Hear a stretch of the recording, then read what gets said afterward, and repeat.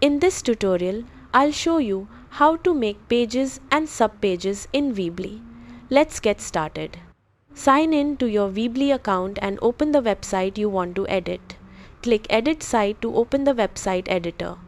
In the editor, click the Pages tab to view all the pages on your website. To create a new page, click the plus icon and choose Standard Page. Enter a name for the page, then save your changes. To create a subpage, click the plus icon again and add another standard page. Give the page a name, then drag it below the main page you want it to belong to.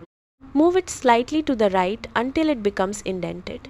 This will make it a subpage under the main page. Repeat this process to create additional pages and subpages as needed. You can drag and rearrange them at any time to organize your website's navigation. Preview your website to make sure the page structure appears correctly in the navigation menu. When you're happy with the result, publish your website to save the changes. That's how to make pages and subpages in Weebly. Thanks for watching.